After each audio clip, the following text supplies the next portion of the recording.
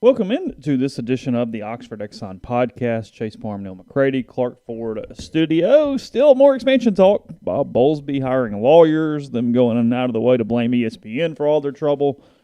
ESPN trying to make the American take some teams. I mean, all kind of stuff going on with the Big 12 right now. And I love it. The legal pursuit angle of this here situation. We'll talk about that a little bit today. We'll I don't know. I told somebody yesterday, I said, in the real world, we're told that we all hate each other.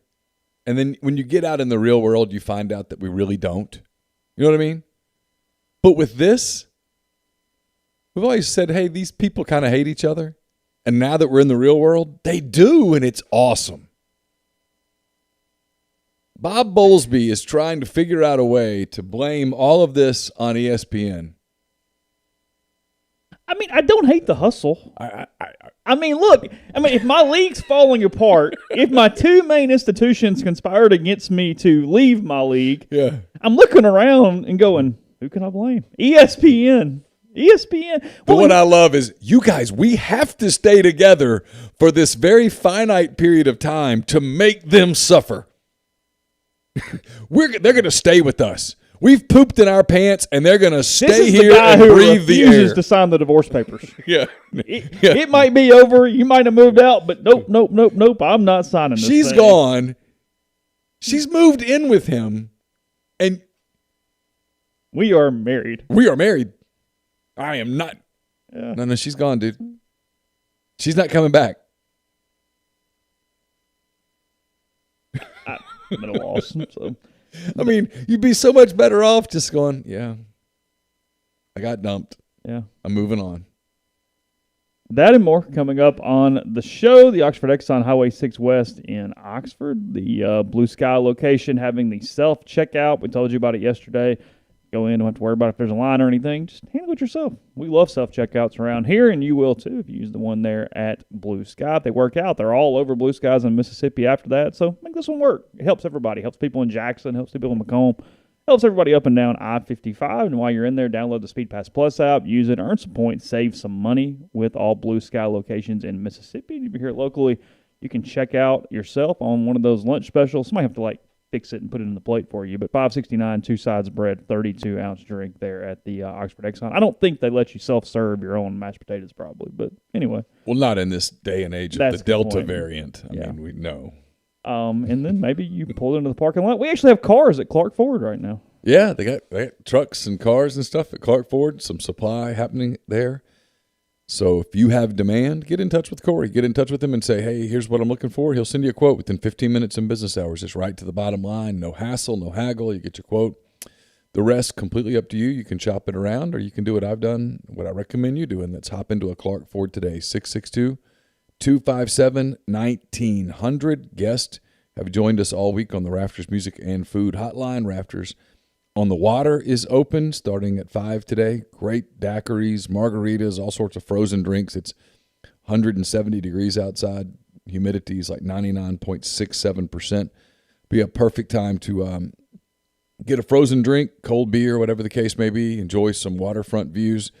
If you can't get out to Sardis, you can go to Rafters on the Square or Rafters New Albany to get your Rafters fixed. So Rafters on the Water, Rafters on the Square in Oxford, or Rafters, New Albany. All right, so Pete Thamel breaks this yesterday. I don't know, yesterday afternoon at some point. I got multiple calls going, hey, have you seen what Thamel wrote? I'm like, no, he's got me blocked on Twitter. Is it 2010 again? We're covering Cam? What are we doing? Go ahead, I'm sorry. No, you're fine. An Oxford number calls me, and I'm always like, okay, well, that's probably actually is something, but I'll deal with it later. I don't know. Yeah. Usually it's like spam risk. I got one 15 minutes ago that was all about my Social Security number being compromised and stuff, and then you look it up and that number doesn't even exist. So good. Anyway, yesterday afternoon, Thamel reporting that the Big 12 sent a cease and desist letter to ESPN, basically demanding that the network stop plotting to sabotage and cannibalize the league. Bowlesby accused ESPN of attempting to, quote, harm the league for ESPN's financial benefit.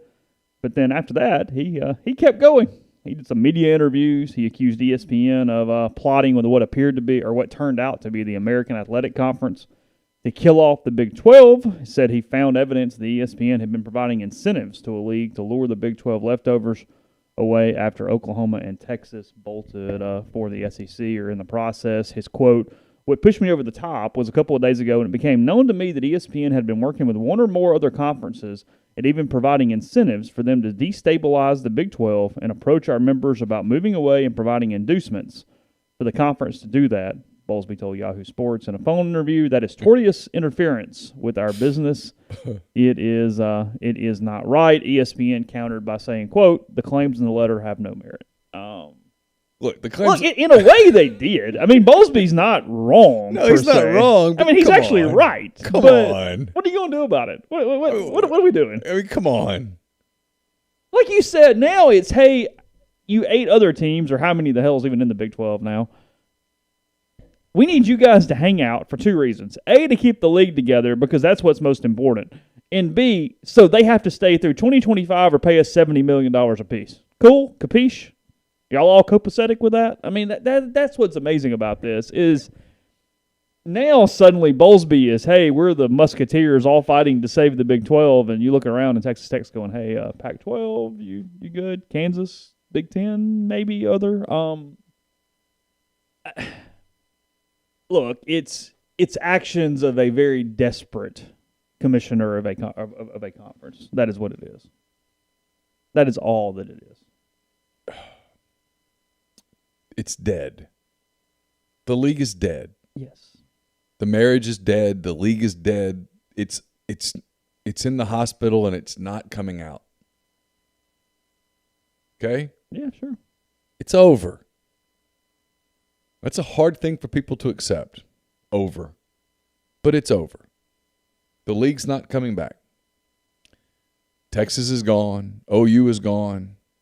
That will become official that the SEC welcomed them in tomorrow. You'll hear July 1. Nothing, we're good. July 1, 2025. It's not going to be 2025. It's going to be 2022. Mm-hmm. We're in less than a year. Media days next year. The Texas and Oklahoma coaches will be there. Mm-hmm. That'll be a circus. Oh. And I can't wait. I'm so excited about all the chaos. People are like, why do you enjoy this? This is costing people their jobs and stuff. It's like, I'm going to be real. If you worked at Iowa State or Texas Tech and you didn't see this coming, shame on you. But now you're the American, and they're coming to try to poach you. And that's exactly much of Bowlesby's anger at ESPN yesterday was American Athletic Conference related. It was. Because the SEC doesn't want Kansas and Texas Tech. The SEC got who they wanted. They're done. He's mad at the SEC for upsetting the apple cart. He's mad at the SEC for not just letting everybody play in their little conference bubbles and let everybody be as they are and move on with their days. That's what he's mad at. There's a lot of... He's yelling at clouds. There's a lot of freedom fighters that are really frustrated at the SEC for taking the game they love and turning it into something else right now. That's the sentiment that is going around the country right now. Is, how dare you guys be mercenaries and not allow us to have our pure college Here's football. The one I love from some of the journalists going, this is just capitalism ruining a sport. Yeah, wait, did you... At which point did you not think college football was about money? Because I'm curious. It's been that way for a minute. I mean, it's been a minute or two. Yeah, like Stuart Mandel, his feelings are very hurt. Yes. He's very crushed. Stuart would like some socialism back into his college football. And it's over. And they're not done yet. Listen, I talked to 2 people yesterday who would know, who say this SEC-ACC merger thing is real. This is not, as I suspected, this is not Jay Billis just opining on national television. It's real. I've talked to people who swear there are powers on the West Coast that have reached out to the SEC. And I know what the SEC says, which is, hey, there's no grand plan. We just took Texas and Oklahoma. They were available. They inquired. We were like, hey, we'd be crazy not to take them, and we're going to take them. And on its surface, that's true. I don't think the SEC is out making phone calls. I don't think the SEC is calling the ACC going, hey, you guys, You want to come over? But I think they're taking calls. And that's not tampering. No. My issue with the big merger is there's just so many ACC schools that don't benefit the SEC at all. It's about TV. Yeah, I know, but we've learned a lot on TV. I think even TV execs are smarter than maybe they even were 10 years ago, because if they had it to do over today, they wouldn't pay extra money to the Big Ten for Maryland and Rutgers joining the league. No that question. did nothing from a footprint standpoint. Just because you have a school inside a footprint doesn't mean the shoe is stepping down right there. We've always taught Chase about how eventually the breakaway was going to happen. Yeah. It's happening right now. Yeah. This is what and maybe that's more what this just is. This is what this breakaway is going to look like. It's what it's going to look like. It's not going to be one big press release one day. Voila, we've broken away. No, it's going to happen over time. It's going to happen over time. Quick time. I don't think it's going to be a long time. So if you enjoy a 16-team league, you probably ought to enjoy the next couple of years, because I don't know how much longer it's going to last after that. And look, if you're Kansas, you're Texas Tech, you're anybody in that league who's left Iowa State, who can get somewhere else. When Bob Bowlesby goes, look, y'all, we got to stay together and make Texas and Oklahoma suffer. We got to make them suffer. I mean, you got to sit back and go, hey, she's nuts, right?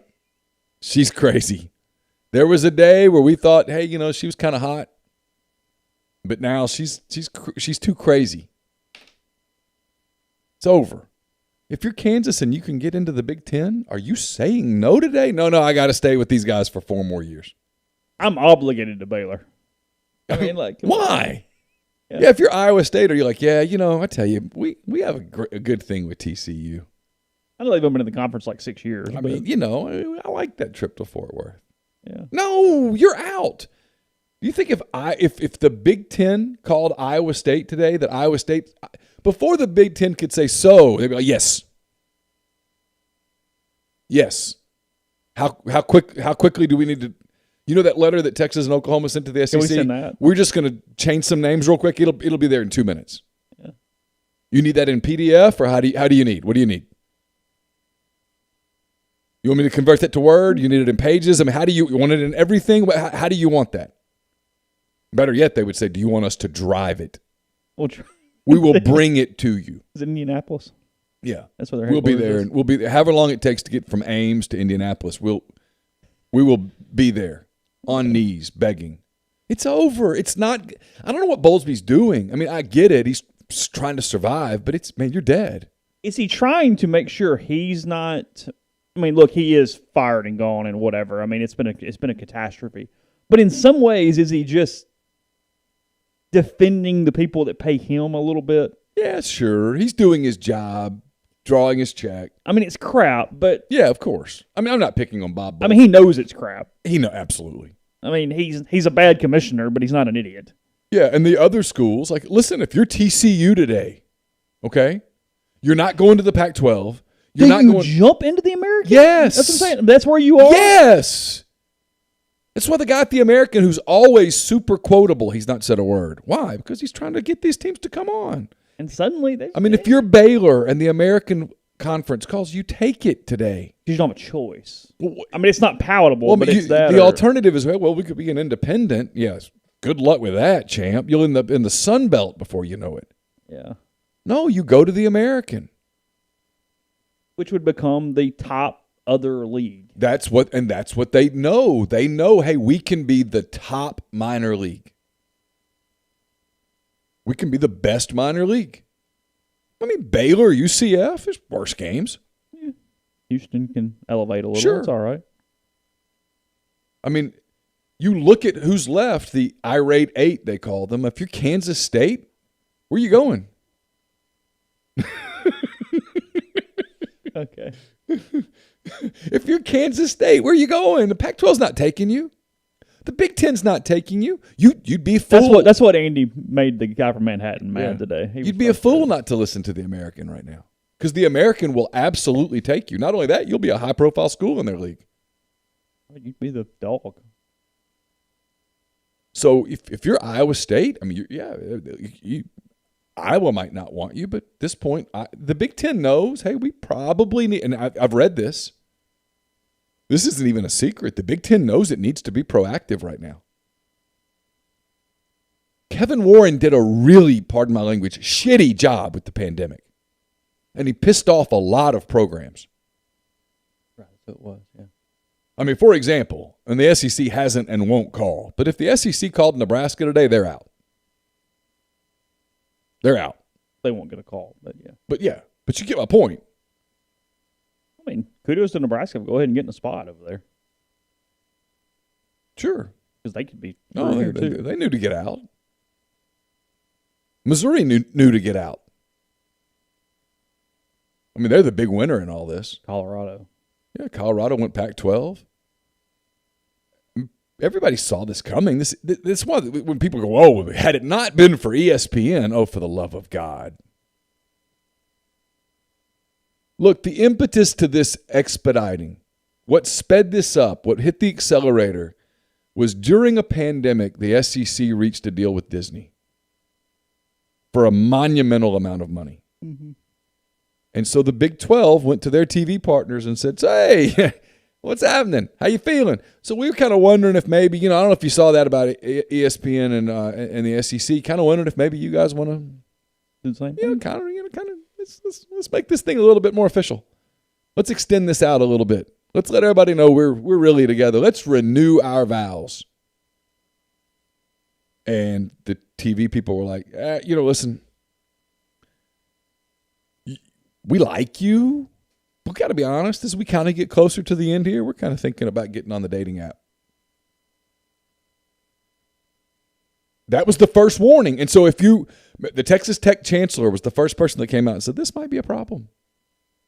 Mm-hmm. And Texas and Oklahoma looked at it and went, okay, wait a minute. Georgia and Alabama and LSU and Florida and Ole Miss and all these places are getting how much?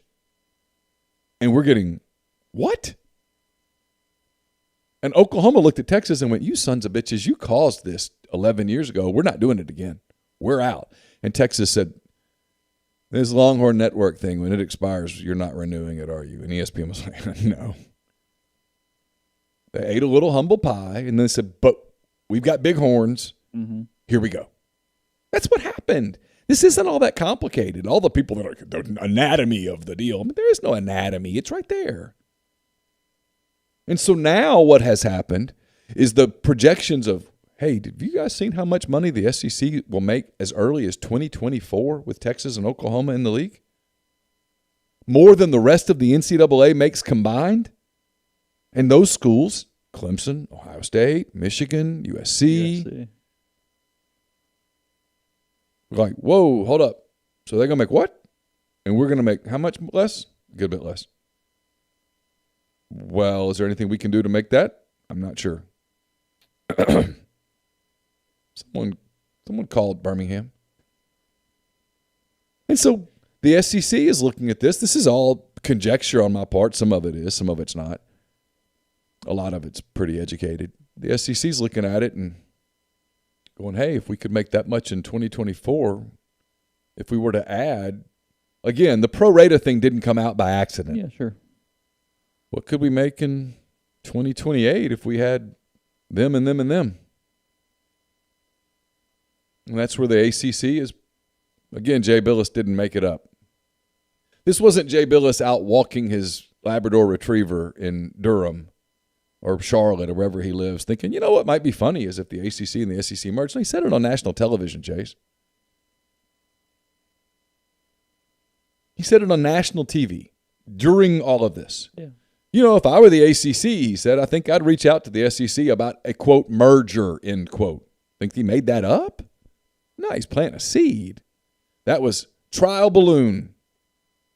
And the reaction to it, for the most part, has been, in ACC country, probably a good idea.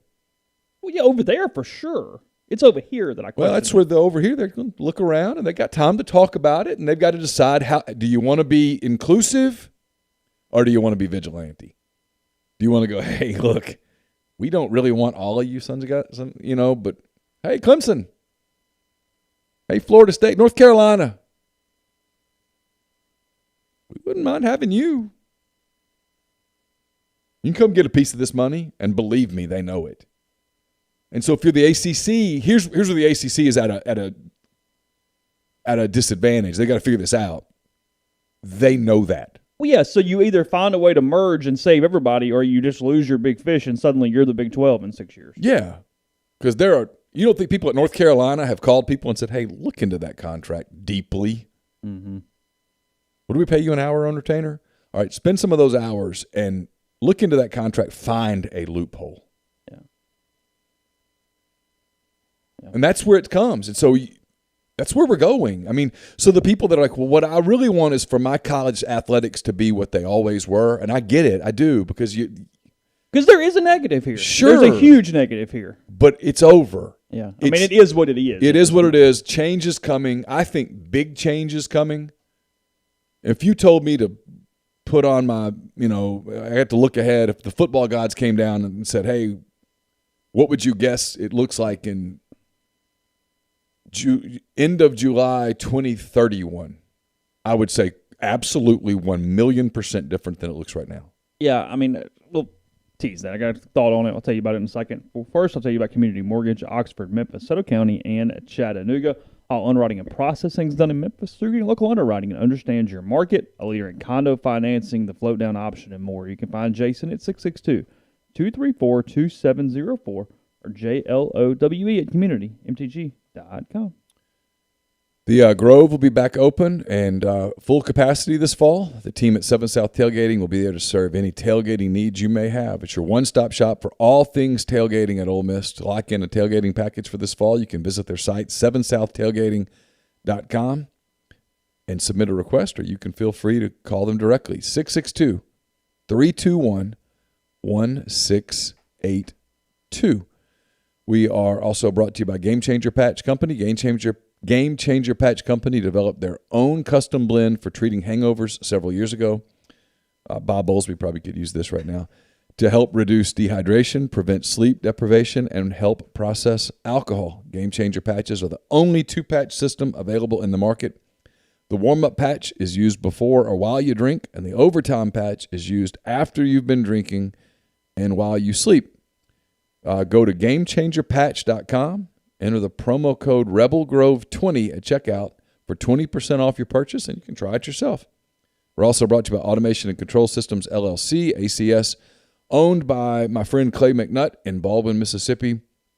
It's a complete electrical control system solution provider and a Rockwell Automation recognized system integrator. ACS has a full-time, dedicated emergency service and troubleshooting staff and a UL 508A panel shop. They can custom tailor software packages, custom design electrical control panel solutions, and much more. Go to acsllcms.com for more, or call 662-601-4381. Be a part of history this summer with the Oxford Park Commission. They're hosting their first volleyball league in the fall for girls. It's October through November. The leagues are open for girls ages 9 to 14. The cost to take part is just $50 per player. OxfordParkCommission.com today to find out more information and to sign up. Also brought to you by Pinpoint Commercial Real Estate, based out of Jackson. They service the entire state in all commercial asset classes such as retail, office, industrial, and land. Sam Cox, BB Mitchell are Ole Miss grads. They utilize their unique skill set to execute on assignments and increase value for their clients. This week's Property Spotlight is on the Village at Madison. The Village at Madison will feature roughly 60,000 square feet of retail, restaurant, and professional office space, along with roughly 75 zero-lot line residences, with Pinpoint handling the leasing for the commercial portion of the development. If you would like to learn more about this great opportunity, visit Sam and BB with a call at 601-586-3220. Podcast also brought to you by Visit Oxford. Visit oxfordms.com. Go to the events page, find out everything going on locally, including OPC Movies in the Park, Event Park, July 30th for that. July 31st, sidewalk sales are going to be going on as it is tax-free weekend in Mississippi. And then July 31st, YAC County Takeover, basically a bar crawl throughout Oxford. You can find out more there at the YAC website or visit Oxford's website as well. And then on August 3rd, back-to-school drive. with Ole Miss women's basketball. You can come visit some of the coaches and team members in front of City Hall Plaza, and then bring school supplies as your ticket is to have our school supplies provide a ticket to have a guided tour at 3 p.m.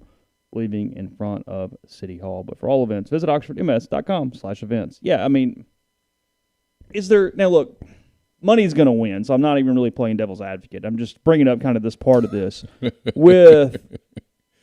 You sound like Bullsby. Yeah, I know. It's like with no, but seriously, with season tickets struggling anyway, with people not necessarily coming back to the stadiums, with everybody trying to figure out how do we make this be more of an entertainment product, how do we make people not just buy the 75-inch TV and do everything they're doing to stay home.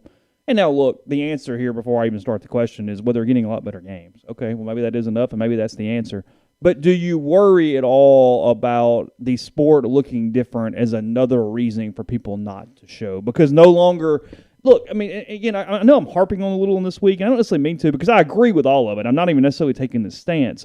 But my point is college football is still brought so much by emotion and what you know and history and that pageantry going to it. Sure. That a product looking completely different could be another reason why somebody stays home. It is. You have to weigh that. I would counter with there's a line, I guess. Like, yeah. I don't know where it is, but there's a splice point there. I have a suspicion that this is the younger demographic would be more attracted to the newness. Hey, we've never had North Carolina come to Oxford before. You know? Yeah, sure. Florida State's coming to Oxford? Oh, that'd be cool. It's unique. I don't think, and I could be wrong, I haven't had this conversation yet. I don't think like you're going to see Sunbelt teams coming to SEC towns 5 years from now. But now, if that's true, then you are having to convince every AD and every fan in the country that wins are not the most important thing as a stockpile measure. Sure, but and maybe you do. But I think you do because I think it starts.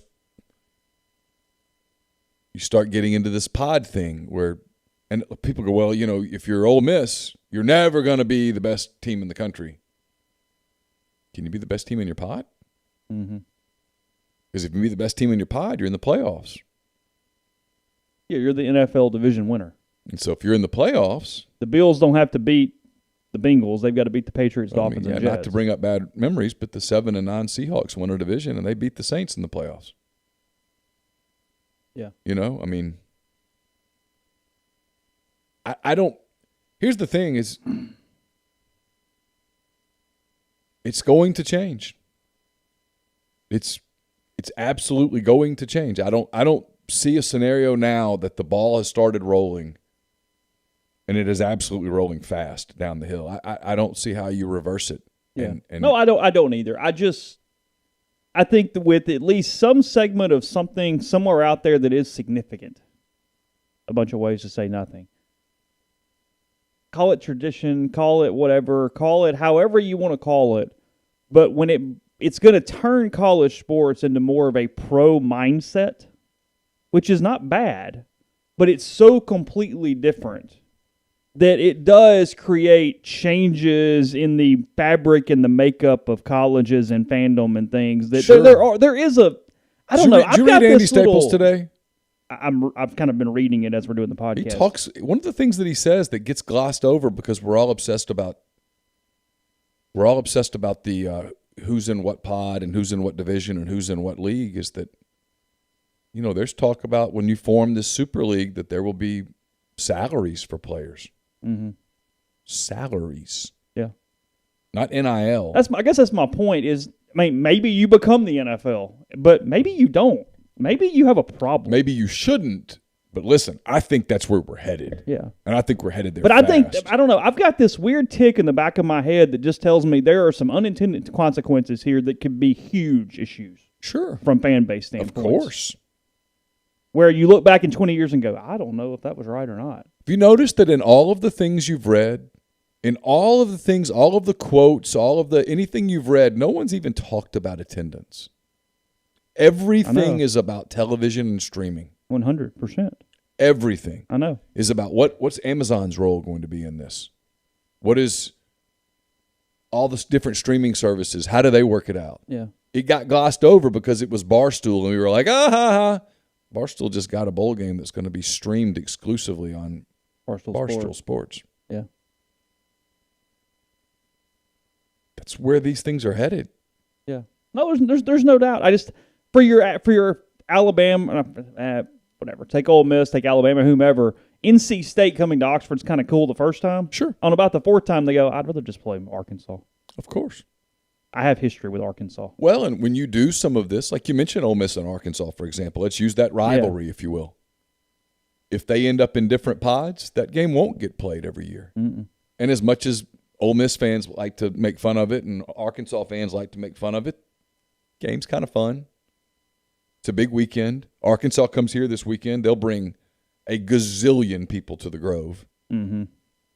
Well, when you don't have that anymore, you lose some of that. You do lose some of what's special. Everybody can say they hate each other and all that stuff, but they'll party together in the Grove all day. Yeah, we hate you because of proximity. We hate you because it's what we do. But it's fun to hate you, Yeah, and we enjoy hating you. Yeah. And we would miss hating you. Yes, I'm saying. Yeah. Yeah. You don't hate Syracuse. You don't. Yeah. You don't really hate. You hate for 3 hours. But you don't really hate. It's fun to hate. It's fun to think that you hate us and we hate you. Because A&M ingrained from that standpoint very quickly because it was a really good fit. It made sense. Mm-hmm. Everything moved from a fan base standpoint, from a, hey, this game's kind of cool standpoint. Missouri never has. No. Nobody gets geeked for Missouri. Nobody really gives a crap about Missouri being in the league from that standpoint. I mean, Missouri is a net negative from what we're talking about. Now, Texas, Oklahoma, they'll integrate easily and well and no problems at all. But I guess that's my point. I think there's a certain pick and choose nature to it that is important at this point. But the more exclusive you make it, the more pro it becomes. Yeah. Because if it's exclusive, it's USC, Clemson. It's very small groups. And at that point, you get to 20. You play 10 conference games? I mean, a lot of people think this is going to, the other thing that is out there today is that the other leagues are now going to slow down on the 12-team playoff as a way to punish the SEC. Mm-hmm. But you hear some people go, we have to stop this. There's no stopping it. The money's too great. If you're in charge of the fiduciary, if you're the CFO at Texas or Oklahoma, how in the world would you go, oh, no, we don't need to do this because of traditions? I mean, write your check to the electric company and just write tradition. Oh, yeah, sure. Yeah. See how that goes over. No, they just want your money. Well, it's always been this way is never a really good reason to keep it that way. No, that's never an answer. I do hate that answer. But I don't know. I sense some moderate revolt in some ways. I don't know. I mean, sure. We'll see. Sure. Oh, I think there is going to be some revolt. I just think the revolt's going to lose. Because I don't sense that there's a real concern about what this does. Yeah, I don't think they care. I think that the money doesn't come anymore from people coming to your games. Mm-hmm. They're going to smaller stadiums. Here's the truth. Keith Carter might admit this when he comes on our show next week. No, it's not his fault that Vaught Hemingway is what it is. No. But I think if you told Keith, hey, blank check, do what you want with the stadium. Okay? I think he'd go, okay, we're going to capacity of about 50. A lot of premium seats, lots of suites, lots of club areas, great amenities. And great sight lines. Really, yeah, every seat's a good one. That's what he'd do. Mm-hmm. If you told him, hey, the world is your oyster, my man. Do what you want. Don't worry about the price tag. We got it. But build what you want because this is going to be what you're going to have for the next 30 years. I think that's what he'd do. Mm-hmm. I don't think he'd build a 75,000-seat monstrosity. He'd make it intimate. Here's the truth. I think if you told Alabama, hey, and they're closer to it than anybody else, money's no object. Build exactly what you want. I don't think they'd have 110,000 seats. Mm-hmm. They'd have lots of amenities and clubs and expensive seats and stuff for the corporations and such. And that's where the game's changed. And that sucks. If you read about the English Premier League in that story today, it used to just be a bunch of clubs. Mm-hmm. You know, I mean, it's like it's Chelsea Football Club. It's kind of played. It's cool. They don't just kind of play now. And the community loved them and stuff. Sure. Not that anymore. I know you don't watch much soccer, but they've kept the rabid nature. They have. But if you watch it, it's very corporate. Oh, yeah. In all ways. It's more corporate than anything. Yeah. And super successful, and now multimillionaires are in on it. The English Premier League is arguably the most successful league in all of sport. Mm-hmm. I mean, only the NFL could argue. No, only the NFL could clear its throat at that statement. Yeah, no, that's right. Yeah. Nobody else could even come close. They would be the two people on the debate stage. Yeah, I mean, whether you want to, you hate soccer, you love soccer, I don't care. That's not what we're talking about. Yeah, just straight money. If you look at the money and the way that the league's done, the league and the way their fan bases respond. Yes. That matters. And in the NFL, the fan bases continue to come out. That's what I'm saying. Yeah. Because it goes even beyond. In the NFL, and it's a good example of this, they don't necessarily need attendance, but they need fans. Not the same thing. You know what I mean? Because you get fantasy and you get gambling and you get just, hey, I still my team and that's whatever and the whole deal. That might be where college is headed. Hey, we pay them salaries. Let's get real college fantasy going now. Let's do it the real way. Yeah. The Yahoo and the ESPN, and it's in these leagues only. And yeah, when you walk to the stadium and you can buy the Corral jersey that says his name on the back. Yeah. And he gets his cut. Yeah, not just the number 10 out there. Not just the random, oh, gosh, isn't it funny? All these kids just happen to love number whatever. Yeah. Ironic that happened. You know, all of a sudden, what number does the kid at Auburn wear? Bigsby's like 21 or something like that. All of a sudden, you know, all of these kids are wearing the 21 jersey. Yeah. Huh, what a coincidence. Yeah. And this thing at Ole Miss, you know, in the late 2000s, it was number 4 everywhere. Yeah. Now it's 10. Yeah. Crazy. These kids are crazy. A lot of 2 out there now. Yeah, and so now, everybody's wearing a 2 jersey. Yeah. Yeah, it makes no sense. Just I think now you start to eliminate some of that stuff. And as you eliminate it, yes, you eliminate some of the traditions and some of the pageantry and all of that stuff, and it becomes more and more corporate. So what do you think of this list? Andy, in his notebook today, again, this is for The Athletic. I'm assuming it's premium content, but we're publicizing it as much as anything else. Andy's a good enough friend that he probably wouldn't mind. Yeah, it's going to be all right. So what he came up with, and I found his list interesting. I think he still leans a little too much on some old school thought here in a couple spots, and I haven't tried to list it out to see who's missing to try to argue this, but he's trying to come up with he populated the list of schools that any conference should want no matter what. Okay. He says, remember, this isn't based necessarily on on-field performance. It's based on what TV programmers would want in their inventory. Brand. Yeah, but yes. Interesting list. So he thinks, and basically, if there was ever going to be a 24-team Super League, it would just be these 24 teams, in his opinion. All right. Alabama, okay. Auburn, sure. Clemson, Florida. I get what he's saying here, and I know you're going to say absolutely, but is Florida State really that level of pull anymore? Not to me. I don't feel like it at all. I don't feel like they do much of anything. Some of that might be Andy based in Florida and around it a little bit subconsciously. Georgia, Iowa. Yes. I'm okay with Iowa. Yeah, I'll buy that at 24. LSU, Miami, Michigan. Michigan State? No. That doesn't feel right. No. He has Nebraska on the list. It's not 1999. No. Not now. There's just no way. Notre Dame, yes. Ohio State, Oklahoma. Oregon's a yes now. Yes. They've been around long enough. They're there. Yes. I'll still go Penn State. Yes. Tennessee's not on my list. He has Tennessee there. No. That's this weird.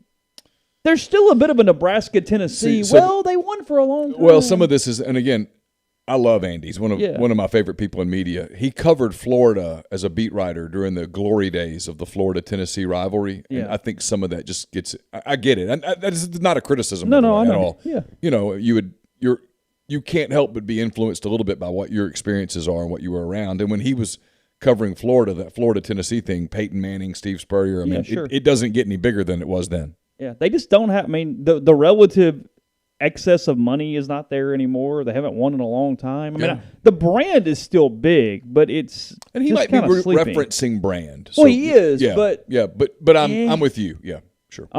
Texas A&M, SC. He has Virginia Tech. I thought that was an interesting one on the list. Who? You could make the argument either way. But there's still new money. See, I would argue North Carolina before I argued Virginia 100%. Tech. Yeah. Yeah, without even thinking about it. I know North Carolina hasn't been a great college football team. Frankly, I would almost argue Duke before I argued Virginia Tech. Oh, really? I'd have to think about it. I mean, Tech had that one little run. Yeah. Otherwise, they've been just kind of, fine. Yeah. Virginia Tech pops up on my TV, and I don't go, oh. And I guess that's what frustrates me a little about this list is I'm not criticizing Andy, but it feels like a list from 2000. Does that make sense? Sure. Because, Michael Vick was a big deal then, but okay. Yeah. And then he closes it with Washington and Wisconsin. Yes and yes. And I'm fine with that. Yeah. And some of it is, hey, let's generate some debate here. People will talk about it and read it, and if that's the case, he kind of did his job. But there's a few of them there that So no North Carolina. No North Carolina. I mean, I think Ole Miss would be one of the 5 left off this list. Agreed completely. And kind of growing by the day a little bit. Yeah. No UCLA. I'd rather have UCLA than some of the names on this list. For sure.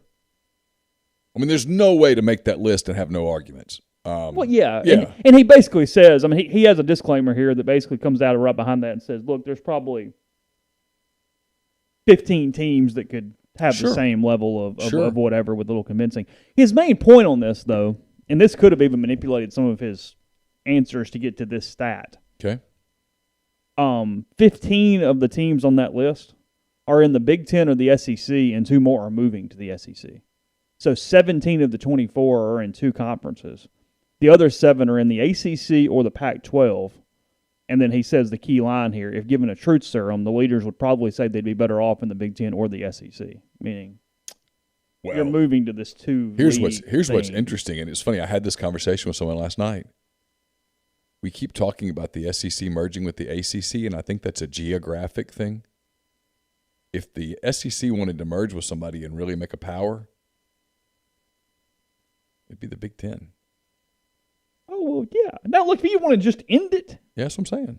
You literally call SC, and then you call the Big Ten and go, hey, you're going to come with us, and then we're going to go with them. Yeah, and then. Hey, Clemson, you in? Well, Clemson at that point would have to go, guys, we can't stay anymore. Yeah. This is over. And at that point, it's 36 teams or whatever it is, and that's it. Where we're headed.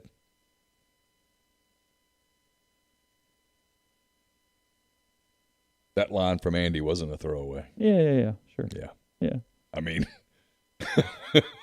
I just know how these things work. Well, I know how connected he is. Well, and it's so funny when we see them because we do it too, and what we write is, and it's all so dumb because if anybody has, it's just giving this plausible deniability thing. Because, look, we'll get on the message board one day and go, I tell you what would be a really good idea. If this kind of happened in 10 days, and you'll even get called somebody that's like, oh, give me a freaking break. And I'm like, I don't, just threw it out there. Yeah. Just saying. In case that, somebody ought to think of that, really. Yeah. And 8 days later, oh, well, look.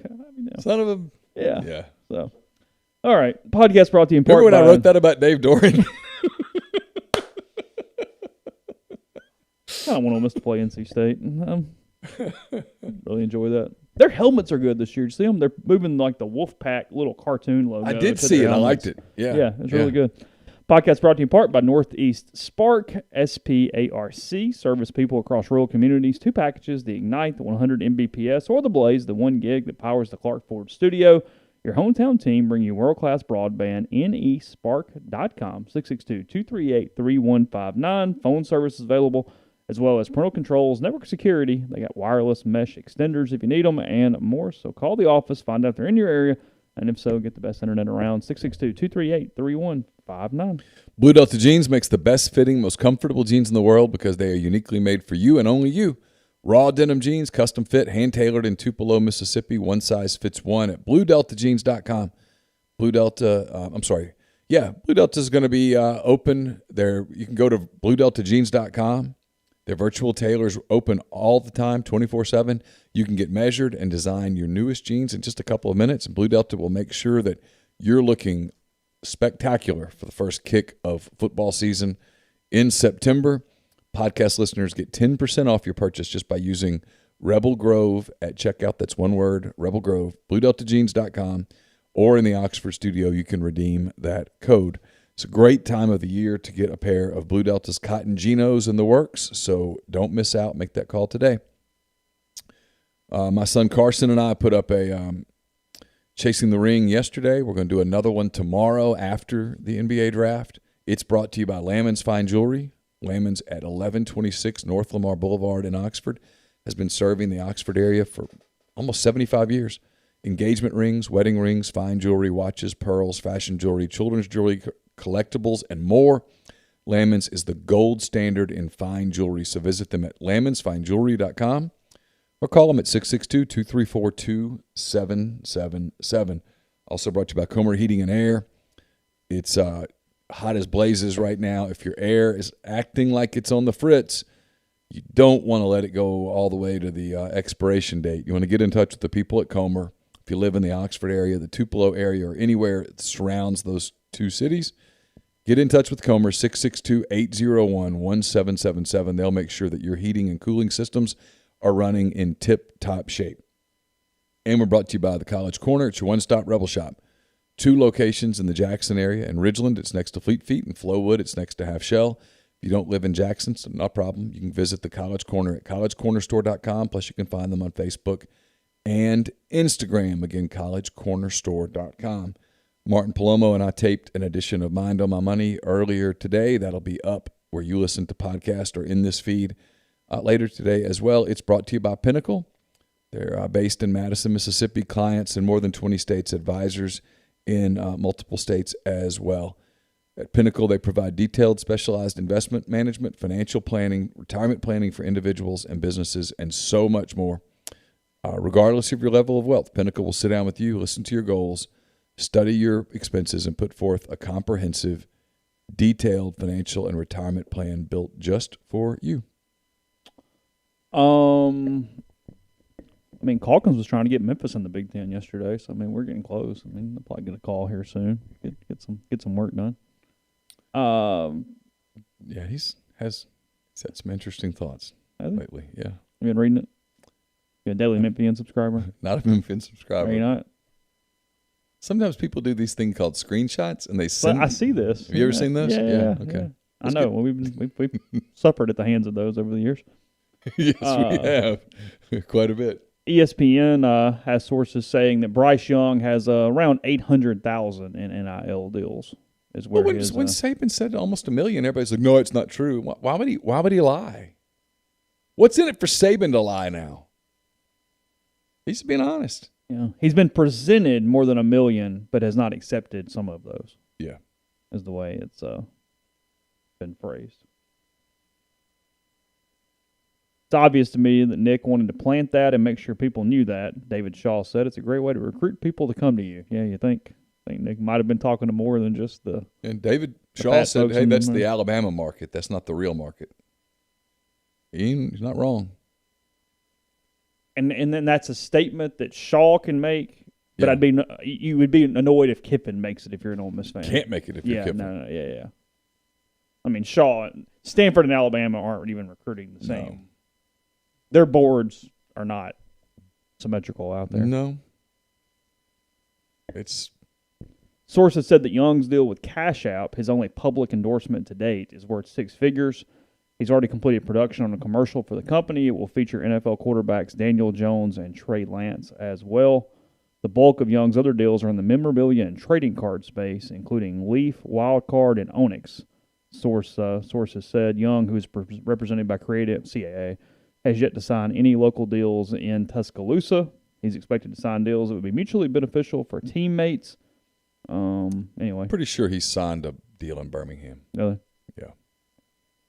Matt Corral also in on the memorabilia game, as it was announced. He signed with some company that I'm forgetting here in the last 48 hours or so. Derek King. There was like 4 dudes in it. I don't remember who they were, but I know King was one. And then the guy at Miami. Yeah. And I'm forgetting the other 2 there. So anyway, just a little news scraping around the internet on this morning.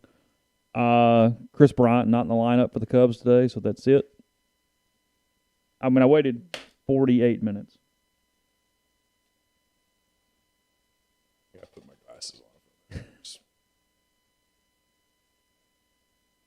Protect my eyes. It's potentially a really bad day in our house. Is it really? Yeah. What's the Rushmore of that 16 season for Carson? Oh, In order. in order? Yeah. Rizzo. He still won. Yeah, Okay. yeah. Bryant, Baez,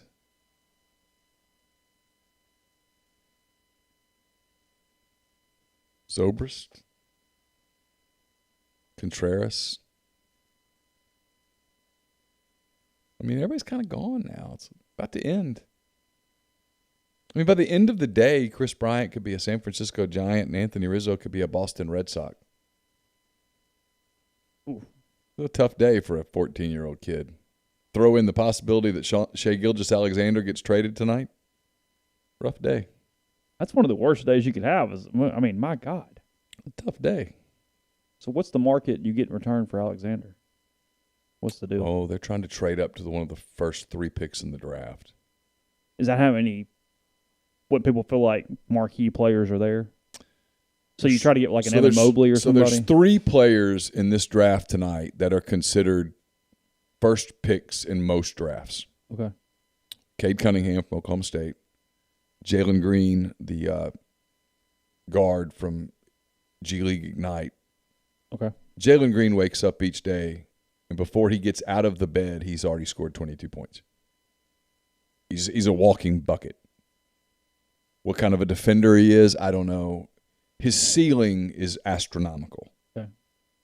Cunningham's ceiling is generational player. And then more and more teams are looking at Evan Mobley, the SC, big SC from, the center from SC, and going, wow, he's a generational talent. They're looking at him and saying, what's his ceiling? What's his floor? And both Cunningham and Mobley, their floors are NBA All-Star. And their ceilings are all NBA generational type players. So then after that, Jalen Suggs is almost certainly going to go fourth. A lot of people love Scotty Barnes at Florida State. A lot of people like James Bouknight, the guard from Connecticut. His stock has jumped. Okay. Jonathan Kuminga is an 18, 19-year-old kid from G League Ignite who some people say his ceiling is Kawhi Leonard. His floor is bust. So it's a really good draft. It's a deep draft. There are people, Moses Moody, the guard from Arkansas, his stock has jumped in the last couple of weeks. Corey Kispert from Gonzaga. It's a really good draft. I love Josh Giddey, the guard from Australia. It's one of the best passers I've ever seen. There's a big from Turkey who I think people look at it and go, he's a European big, so he's going to be a plotter. He's not at all. Very athletic. So it's a really good draft. That's why there's a lot of movement. A lot of teams are trying to move up, and you go into tonight, there's a lot of names that are flying around out there. Russell Westbrook, Bradley Beal, Ben Simmons, Kemba Walker. The Lakers are shopping Kyle Kuzma and guys like that. There's just a lot out there tonight. It could end up being a really big night in the NBA. But if Shai Gilgeous-Alexander is not on the Thunder at the end of the night, Won't be a problem. the only way it won't be a problem, I think, is if Cade Cunningham is. I think Carson could. I think Carson could make the shift in his emotional mind from SGA to Cade. They figured if Cade Cunningham poster could go on the wall quickly if that was necessary. But most of you have never been in Carson's room. Carson's room has 3 athletes on the wall. Anthony Rizzo, Chris Bryant, and Shai Gilgeous-Alexander. So Could be remodeling coming up soon. And you might need Aaron and Ben here before long to get some stuff done. It could be emotional. Yeah. You think about that, though. I mean, the years that I get it. The years you develop as a fan are when you're, 11, 12, 13, 14, and those were years that those guys were special for the Cubs. Adult you, obviously Maddox, but as a kid, was there any team change that sticks out? That stuck, that hurt? Yeah. I mean, and now that was a whole different era, so you didn't Yeah, because guys didn't leave like that then. Free agency in sports wasn't a thing. No, because when I was a kid, I cheered for the Cubs. And Ryan Sandberg was a Cub forever.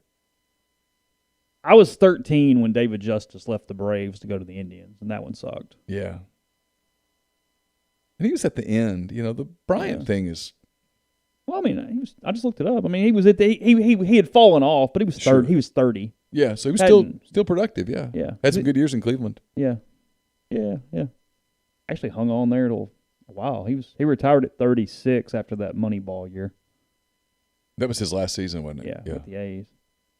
Yeah. Played the full season in 2002 with the A's. Appeared in 118 games. The Maddox one was the one that stung the most for me. I was in grad school. I'll never forget it. I'll never forget the night. It was July. They'd just come back from the All-Star break. I want to say it was a Thursday night. And the Cubs were playing the Pirates in Chicago. And at the beginning of the broadcast, Steve Stone said that the Cubs and Greg Maddux had ended negotiations and that he was going to go to free agency. And I had this thing in the pit of my stomach. And, of course, that was the Pirates team that had Barry Bonds and Bobby Bonilla. Oh, I mean, as a Andy Braves Van fan, Slyke, it was And he absolutely stuck it up their ass that night. And just being sick about it. And then when he left for the Braves, I was just crushed. I don't remember. I mean, I went to several, so I don't remember this one specifically. But I was at the first Maddux start against the Cubs in Atlanta after he was taken by the Braves. His first start with the Braves was at Wrigley against the Cubs. Oh, was it really? Yeah. Yeah, this was at Fulton County, but it was 2 very painful hours. Running joke there being 2, isn't he? Yes. Move quickly. Yes. It was a 1-0 game. Yeah. And the next day, one of the guys that the Cubs had gotten instead of Maddux was Jose Guzman. And the next day, Jose Guzman went 8 1/3, I think, no hit against the Braves. And everybody was like, "See?" And I was like, "Oh, shut up. Shut up." Thank God there was no Twitter then. I would have been banned from Twitter. I would have dog cussed so many people when they're like, "See, we've got Jose Guzman." I'm like, so you didn't even buy into it for a second. You never even thought. No. Your fan brain didn't try to kick in. I mean, I remember wanting the no-hitter to get broken up. I was so angry. You're rooting for Fred McGriff or somebody to hit the ball at the ballpark right there. Yeah. I was hoping they'd pinch hit Maddux and he'd hit a double. How do you let Greg Maddux walk away? You got to call Greg Maddux into your office because I think he would have stayed if they would have just paid him and go, what do you want? Okay. Here's a pin. How are the Cubs at this moment? Competitive at all? They're okay. I mean, that kind of answered the question then. Yeah, they're okay. They're the 4th best team in the division. No. When Maddux was traded. Oh, they were good. Yeah, that's what. No, back then. No, they were good. Okay. Yeah, They're solid. They won in, 89. He was 26 when he got traded. Yeah, they weren't bad. They still had Ryan Sandberg, Mark Grace in the prime of his career. He won 3 straight Cy Youngs after the trade. Yeah, I'm aware. You knew that stat. No, they were good. They were a solid team. It would have been much better with him. God, in 95, in a strike-shortened year, 19-2. Yeah. I know win-loss is whatever, but 19-2 Yales, no matter what sure. What's there. All right, so we haven't talked about it. Yeah, I'm sorry. I'm looking at baseball stats now. Go ahead. Oxford's own Sam Kendricks. Yes. For anybody who hasn't been under a rock in the last 12 hours, he tests positive for COVID-19. The testing process in Tokyo is incredibly rigorous, and he is out of the Olympics. Even more frustrating thing, I got plenty of frustrating things, but the most frustrating part of this, I saw maybe his mom, if I get it wrong, I'm sorry, on the Instagram post alerting friends and family that he was out. Said that he had actually passed a test in the quarantine hotel. likely indicating that it was a false positive, but Tokyo has absolutely no recourse for false positives or any retest. One positive test, and no matter if there's 10 after that, you are eliminated from competition. It's infuriating. It's destroying a lifetime goal for what appears to not even be a positive. And I think Sam's 26. I don't know. It's his third Olympics. Yeah. This was he was the favorite to get gold. He was the favorite. He's been the first or second pole vaulter in the world for a really long time now. Yeah, I was sick when I heard it this morning. Yeah. I saw it just as I went to bed last night. Yeah, I'm glad I did not know that last night. I mean, literally, I was shutting my eyes, and it was the last thing I saw before I went to sleep. That would have cost me sleep. It was 10:30, 10:20 last night. Such a nice kid. He's not a kid anymore. He's a young man. He's a great ambassador for the town we live in. He's a great role model for the young people in this town and all over the place.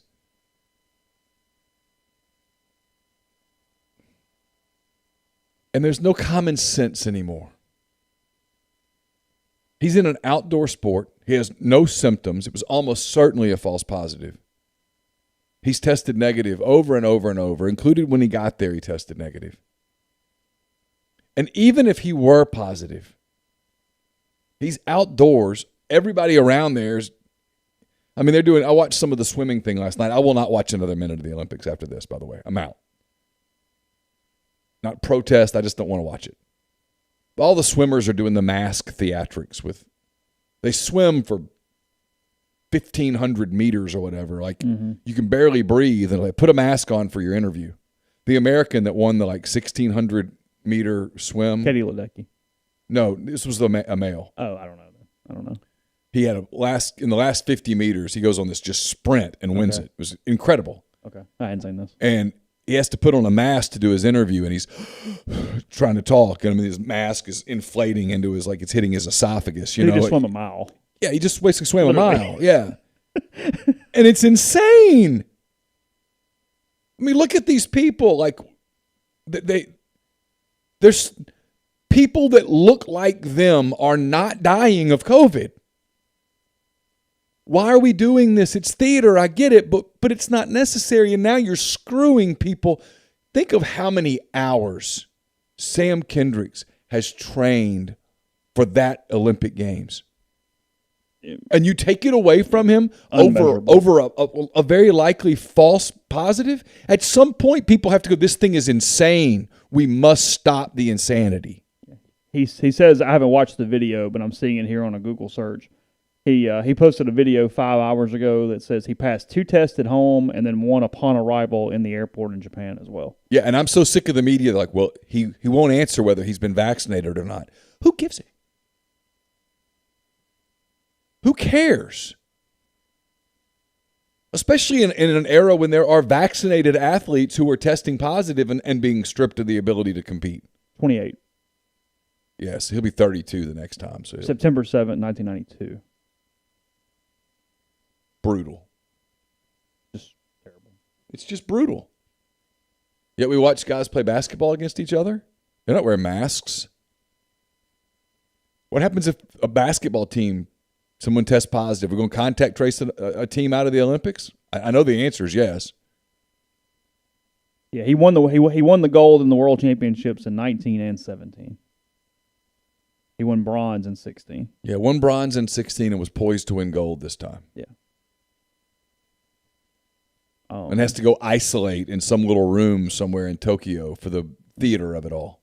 Yeah, because he couldn't get tested again for 6 days, and by then the competition will obviously be over, was the way they explained it.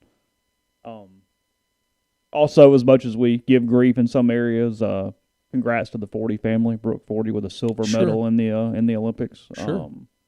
I guess she swam the prelims or the semis. She wasn't on the final relay team, but obviously anybody who participated to that point to advance and get the medal. That was actually one of the more entertaining races. That was the 800 IM for the women, and Ledecky almost ran down the girl from China there on the last leg. Australia was the prohibitive favorite. She's amazing, Ledecky. Yeah, watching the I don't think we talked about this. Maybe we did. Maybe it was off camera. I don't know. her entire program for the Olympics, from her warm-ups to her training sessions to the actual races, because she does a lot of distance too. She won the gold in the 1,500, 30 laps of an Olympic pool. Think about that. I mean, no, yeah, I don't want him to think about it. I want to say somebody said that over the course of the entire Olympics, everything she would do in a pool was a little over 30 miles, something like that, in 2 weeks. No, I mean, no, my God, yeah, no. I mean, it's like the dudes yesterday that was swimming the mile or whatever. Yeah. It's like, how do you even keep count? Or do you count I guess in your head? You hear. I don't know if you count or you hear, because I watched Ledecky in the 15, which is the mile-ish. I guess the mile's 16, but whatever, it's close enough. And she knew exactly where she was, because like you could tell she even like picked up cadence, scared a couple spots, and then when she was done, I mean, she immediately got out of the pool. It wasn't like she was going to flip again or anything. I mean, so I don't think you count, though, because my problem with counting would be if I feel like I miscounted at some point, I'd be all in my head about that while I'm swimming. I'm like, am I on 18 or 20? So is it 14 or 16? So you're listening for audible? I'm assuming the announcer or either maybe a coach over the side. Maybe when you come back every time, it's, hey, 2, 4, 6, 8. I have no clue. But, yeah, otherwise, I don't know that you could keep count to the point that you knew for 100% that that's what you were doing. The mental rigor of training for something like that, where there is no competition and you're just in the water swimming at that pace to condition your body to swim at that pace, would be incredible. Oh, it's marathon. It's marathon times 1,000, because also the Olympics fascinate me because in team sports and individual sports professionally, you get another chance so quickly, even if it's annual. Okay, every year. Sure, but.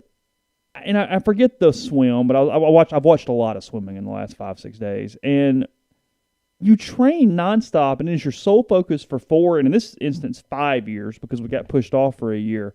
And she lost gold by 1/100th of a second. And I went, 5 years. And I lose by 1/100th of a second. And it's just over. Yeah. And you're probably aged out where you don't even do it again. Yeah. Well, the thought of resuming another training for the next the mental toll of that. Yeah. Because you lost by 1/100th of a second. Yeah. The amount of sacrifice that goes into it.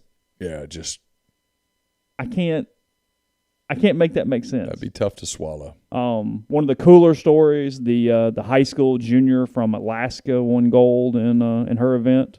Oh, yeah, I saw the kids were watching back in Alaska. Yeah. Lily King was the favorite, another American. She ended up with bronze, but the girl from Alaska won gold. There is only one Olympic-sized pool in the entire state of Alaska. Really? So your Olympic-style pool is 50 meters. She trains on a pool that's 25 yards. So essentially half the size, because meters would be like 27, I guess, something like that. So, or maybe it goes the other way. Whatever. Either way. Like basically a half-size pool is what she trained on to qualify for the Olympics. Which means you're turning twice as much. I mean, like, yeah, it's kind of remarkable. That was really remarkable. Yeah. So Suni Lee? She has won. Spoiler alert, because it comes on tonight. She wins the women's gymnastics all around. Yes, correct. So there's a story about her that was incredible. She couldn't afford or didn't have access to a balance beam. Okay. As a young girl. And so her father built a balance beam that she trained on all those years. Well, that's what always hits me when you see the reaction of the athletes to their families. Because with those type sports, the family sacrifice for your son or daughter to become an Olympic swimmer, for your daughter to become an Olympic gymnast, the sacrifice is almost incalculable. Yeah.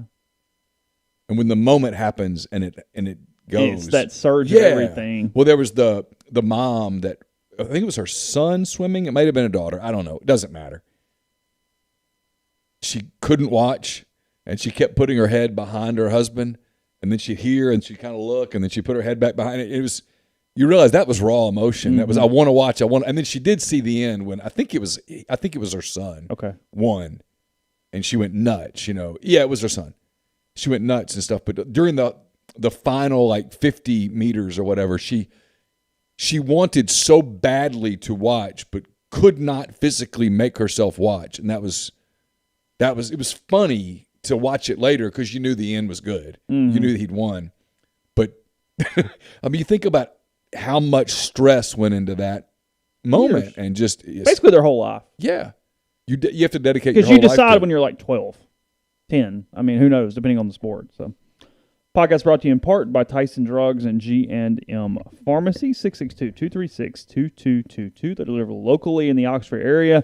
They also offer MedSync for your prescriptions the same day each month and take care of you with either one trip to the pharmacy or one delivery. We've been telling you, if you're a state or school employee and you have an insurance provider who uses CVS Caremark, it has nothing to do with CVS Pharmacy. You are all good to use your local pharmacy. You get the same great service, same great things that you have been. So just keep doing what you're doing. Don't worry about it. Avoid worrying about the CVS kind of logo thing that is there on that prescription benefit manager. You're all taken care of. So, again, use Tyson Drugs or GNM. Again, 662-236-2222. We're also brought to you by John Edwards, Regency Travel Incorporated in Memphis. You guys know how this works. If you're thinking about a trip, summer's almost over, but there's a lot of sports trips that are out there. I talked about this the other day on the podcast. The 2022 World Cup in, is it Qatar? Is that how you say that? Qatar. 2022 Masters in April in Augusta, Georgia. The 2022 Super Bowl in February in Los Angeles. All sorts of sports packages that are available. So that kind of thing interests you, get in touch with John. Tell him some parameters, a budget. He'll give you options. No, you don't have to live in or near Memphis to take advantage of his services. 901-494-3387 or send him an email at jedwards@regencytravel.net. We're also brought to you by Grenada Nissan. If you're in the market for a Nissan vehicle, Grenada Nissan's the place to go. It's GrenadaNissanUSA.com. I've got a mailbag up yesterday. It's brought to you by Whitney McNutt, Tommy Morgan Incorporated Realtors, serving you for all your real estate needs in Oxford and Tupelo. 662-567-2573 or 662-842-3844. Also brought to you by Alpha Specialties.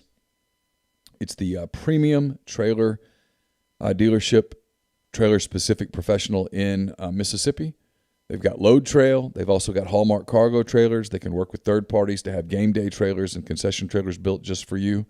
Full selection of trailer parts and accessories. You can get 10% off a yearly trailer service and inspection at Alpha's full-service shop just by telling them that you heard about them here on the podcast. 601-932-9798 or check them out at alphaofms.com. I'm going to have our first interview with Ole Miss linebacker Chance Campbell first part of next week. That's going to be brought to you by The Rogue. The Rogue is your destination for fine men's clothing.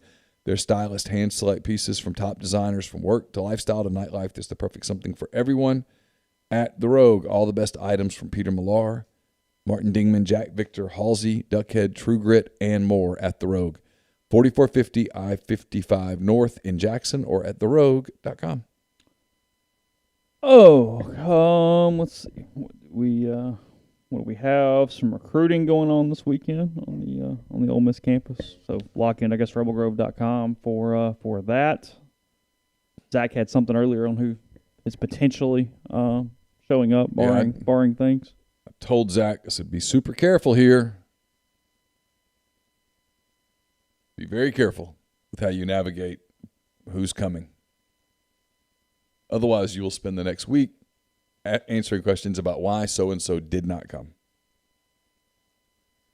So hopefully That's one you learn. You learn that one. You learn it the hard way. Because you either learn it or every time somebody doesn't show, well, I heard they had some car trouble. Had some issues. His ride fell through. Yeah. The bus ticket was for tomorrow. Yeah, he got the dates confused. That's a good one. Yeah. That one, it's hard to disprove that one. Yeah. He didn't feel good. Was up late last night. His mom didn't feel good. And got to have a ride. Yep. So, yeah, we'll see. Have plenty of coverage of that. What time is the draft tonight? 7:00, ABC. Carson's got soccer at 5:30. Figure we'll be in the car when the draft begins. Got two of his friends in the car with him. Carson's probably going to be looking at him going, shut up. I need to listen to this. Going to be tense. A lot of time's been spent focusing on this draft. Really has. A lot. He's been more locked into this one. Locked into this one. And he's already locked in the next one. Carson is already contemplating ways that the Thunder can get Emoni Bates in next year's draft. Oh. Did you see where Kelvin Benjamin's all pissed off at Giants head coach Joe Judge? I did see that.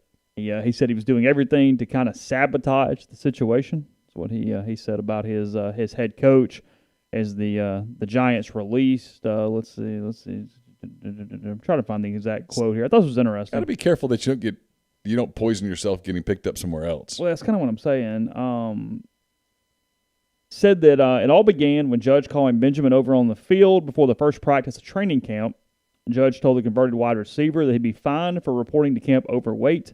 Benjamin, though, was trying to resuscitate his career as a tight end. He said the Giants wanted him to report to camp at 251. He was 265 in the spring and came in at 268 for camp. A Giant source confirmed that he would be fined for reporting overweight, even though he passed the conditioning test on Tuesday. He says, Judge said I came in 15 pounds overweight. So I'm like, how did I come in 15 pounds overweight when I was 265 for minicamp? And he said, you left at 265 and came back at 268. Of course, I lift weights. I got more muscle. I'm basically smaller than I was as a wide receiver. I was like, how is that possible? I'm a tight end now. How does this make any sense? So, when the NFL team tells you to lose weight, lose weight. You're a professional athlete. Hire a nutritionist and lose the weight. Well, if they told you to be 251 and you're 268, you hire a nutritionist and go, so here's the deal. I got to get to 251. Let's do it. Because I don't know. I mean, look, maybe Benjamin made up. I mean, maybe Judge made up some stuff. Maybe he didn't. I don't know. Not there. But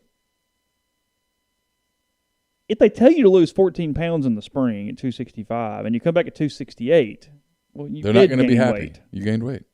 You weigh more than you did. Because had you been like 254, they probably go, okay, you're working on it. We'll Kelvin Benjamin, in other words, is the guy that when he puts his pants on and they're tight and they won't quite button, he goes, who dried these? It's always the pants' fault. It's never. I ate a donut. Yeah, you've been eating differently. Gettleman follows him into the locker room, releases him on Wednesday afternoon. Benjamin said he could hear in his voice that he was going to get released. Yeah. The GM's done that a time or two. He's got probably a thing he does whenever that's time to do it. Sits him down and says, this is the hardest part of my job. It's coming. This hurts me more than it hurts you. You know, it's not you, it's us. If anything, they shouldn't have had me come back to training camp. It's personal vendettas. That is what it is more than anything. They didn't want to give me the opportunity to get on the field, and they could have been a man about it. Of course, they're going to make it seem like I walked away where I quit. Anybody who went through a situation like that, I mean, how can I practice at that point? At the end of the day, what is right, and what is wrong is wrong. Shut up. Kelvin, stop talking.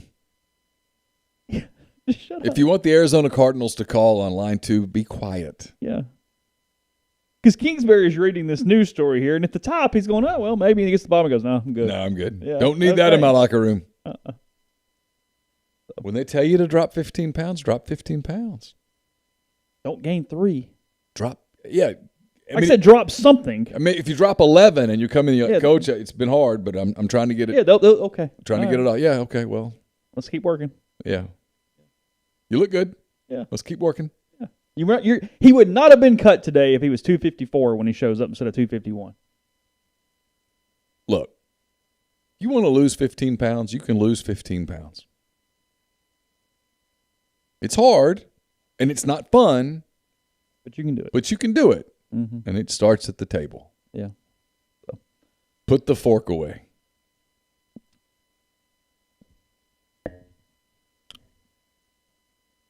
Yes, that's kind of it. I was looking through the last bit of headlines, but nothing that makes a lot of sense. Kind of a slow news day other than the 15 things we talked about so far today. And there's a mower outside now, so we're picking the exact right time. Today. Yeah, hearing this. So, all right, we'll be back with another podcast on Monday, a few days closer to camp starting. Then the season, not too terribly far away. Oh, by the way, I was wrong on dates. Uh-huh. They report on Wednesday, which I think is August the 4th. Oh, so a little earlier. And I think the first practice is either the 5th or the 6th. Okay. So it is next week. By the time we get to this point, practice will be upon us for fall camp for Ole Miss football and really, the entire country. So appreciate everybody in the stream and everybody listening wherever you are doing so. Have a great weekend. We'll talk to you again on Monday.